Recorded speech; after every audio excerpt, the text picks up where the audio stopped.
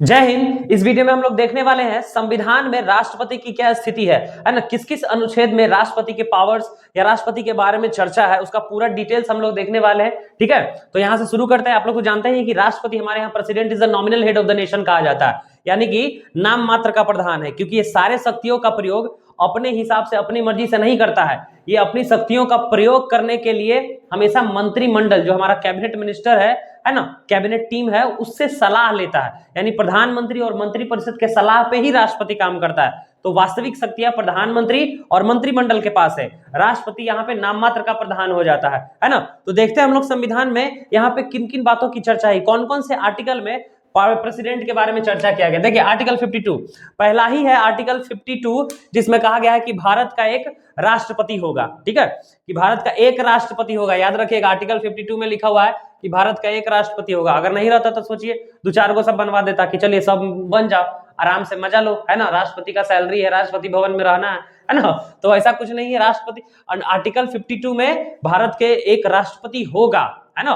तो एक राष्ट्रपति होने का प्रावधान है और वो सिर्फ एक होगा राष्ट्रपति। आर्टिकल 53 में देखिए क्या प्रावधान है, कार्यपालिका शक्ति, यानी कि executive power of the president जो है वो पूरा का पूरा राष्ट्रपति में निहित होगा। हाँ, वो अलग बात है कि सारा पावर का प्रयोग मंत्रिमंडल के सलाह पे करेगा, लेकिन सभी कार्यकारी शक्तियां राष्ट्रपति पर निर्भर है, राष्ट्रपति में ही निहित होगा। ठीक है, ये आर्टिकल 53 क्लियर करता है कि देश का असली कार्यकारी शक्ति का हेड कौन है, यानी कार्यकारी हेड कौन है, नॉमिनल हेड कौन है, ठीक है, सॉरी एग्जीक्यूटिव हेड कौन है, तो वो है सिर्फ और सिर्फ राष्ट्रपति ही है। ठीक है, सभी शक्तियों का प्रयोग, जितना भी पावर्स है संविधान में, उन सभी शक्तियों का प्रयोग जो है वो राष्ट्रपति के नाम पर ही होता है। ठीक है, तो इसलिए यहाँ पे कहा गया है कार्यपालिका शक्ति जो है वो राष्ट्रपति में निहित है।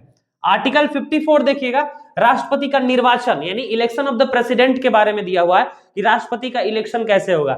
इलेक्शन कैसे होगा एक और वीडियो में हम ऑलरेडी बता चुके हैं कि इलेक्शन निर्वाचक मंडल, इलेक्टोरल कॉलेज के द्वारा होता है। निर्वाचक मंडल में कौन कौन होते हैं, लोकसभा के इलेक्टेड मेंबर, राज्यसभा के इलेक्टेड मेंबर और विधानसभा, सभी राज्य के विधानसभा को हम लोग क्या कहते हैं, एमएलए कहते हैं ना, मेंबर ऑफ लेजिस्लेटिव असेंबली।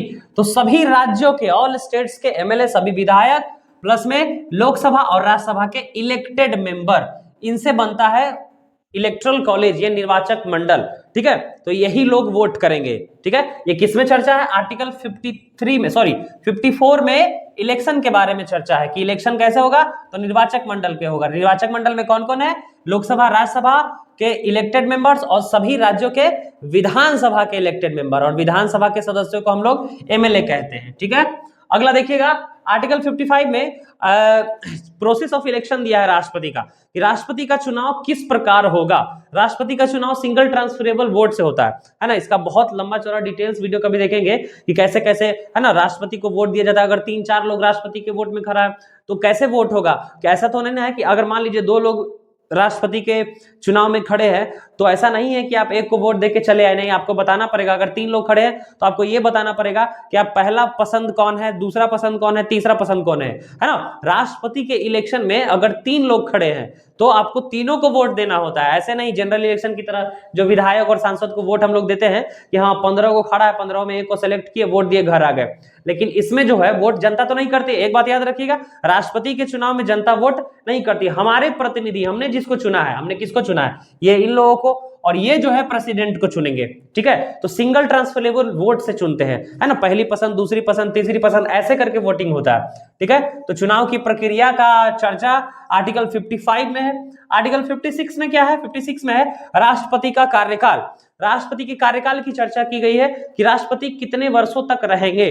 तो 5 वर्षों तक है, फिक्स है कि राष्ट्रपति हमारा 5 इयर्स तक ही रहेगा, और उसको हटाया भी जा सकता है। तो हाँ, हटाया जा सकता है, कैसे, इम्पीचमेंट के थ्रू। इम्पीचमेंट को हम लोग क्या कहते हैं हिंदी में, महाभियोग। याद रखिएगा, महाभियोग की चर्चा आर्टिकल 56 में भी है। चर्चा मतलब महाभियोग शब्द का प्रयोग आर्टिकल 56 में भी है, लेकिन अगर पूछा जाएगा महाभियोग की प्रक्रिया का वर्णन तो वो आर्टिकल 61 में है। कंफ्यूज नहीं होइएगा आर्टिकल 61 और 56 में, क्योंकि 56 में उसके कार्यकाल की चर्चा है और उसी में दिया गया है कि महाभियोग लगाकर राष्ट्रपति को हटा सकते हैं। लेकिन महाभियोग लगेगा कैसे, यह आर्टिकल 61 में है। चलिए, हो गया ये। आर्टिकल 57 देखिए, पुनर्निर्वाचन, री इलेक्शन ऑफ द प्रेसिडेंट। क्या है आर्टिकल 56 में दिया हुआ है कि जो एक बार राष्ट्रपति बन गया वो दोबारा राष्ट्रपति बन सकता है। हाँ बिल्कुल बन सकता है ना, मानी पुनर्निर्वाचन उसका हो सकता है, री इलेक्शन हो सकता है, तिबारा बन सकता है। हाँ 4, 5, 8, 10 जब तक जिंदा है तब तक बनते रहे। हमारे यहाँ यही तो गड़बड़ है ना, किसी और को मौका मिले चाहे नहीं मिले।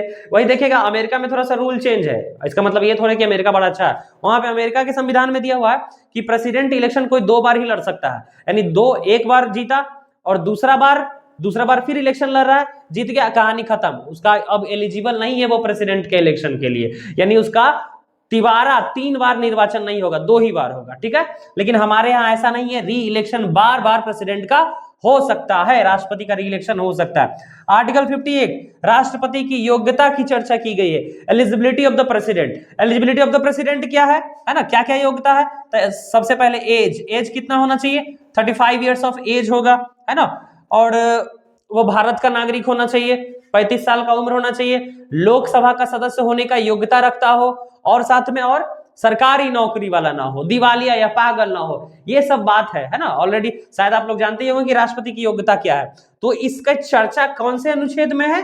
तो आर्टिकल 58 में, संविधान के आर्टिकल 58 में राष्ट्रपति की एलिजिबिलिटी की चर्चा की गई है।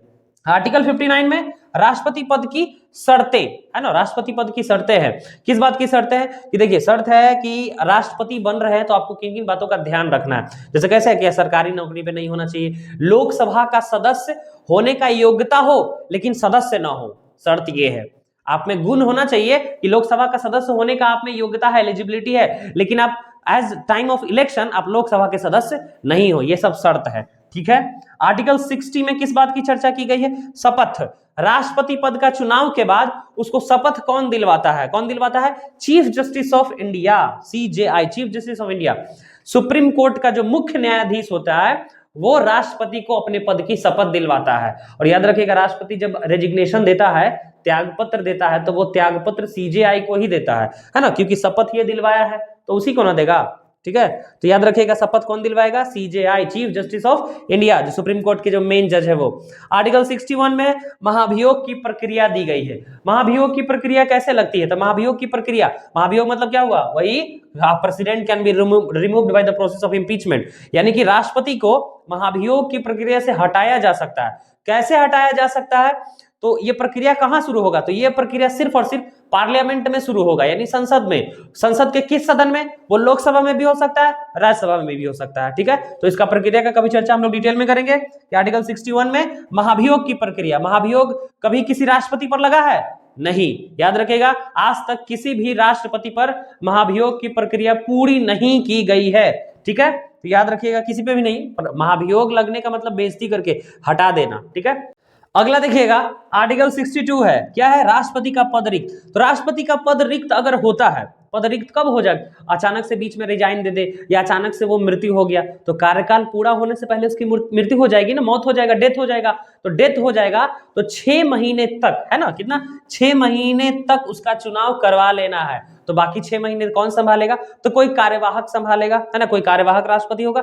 जनरली वो उपराष्ट्रपति ही संभालता है उसका ऑफिस। अगर वो अचानक मृत्यु हो गई हो या अचानक से वो रिजाइन कर दिया हो तो उसका पद खाली हो जाता है, लेकिन 6 महीने तक ही उसका पद खाली रहेगा। 6 महीने के अंदर चुनाव उसका करवा लेना है। ठीक है, तो ये हो गया आर्टिकल 62।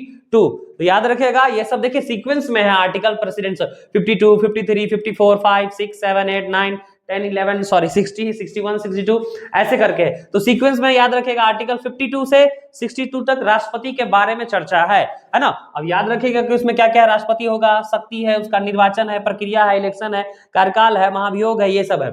ये वो आर्टिकल देख लीजिए एक 72, आर्टिकल 72, आर्टिकल 72 भी राष्ट्रपति से रिलेटेड है। ऐसे राष्ट्रपति से रिलेटेड तो लगभग संविधान में सब तो है ही, क्योंकि हर चीज में तो राष्ट्रपति ही है, हर चीज राष्ट्रपति के नाम पे ही होता है ना। मेन संविधान, हम लोग मेन कॉन्स्टिट्यूशन प्रोविजनल का चर्चा कर रहे थे। तो आर्टिकल 72 में है क्षमा दान की शक्ति है। ठीक है, pardon powers of the president, क्षमा दान की शक्ति। क्या है क्षमा दान की शक्ति? इसको हम लोग judicial power of the president भी कहते हैं। ठीक है, याद रखिएगा judicial power of the president is given in the article 72 of the Indian constitution. क्या है इसमें?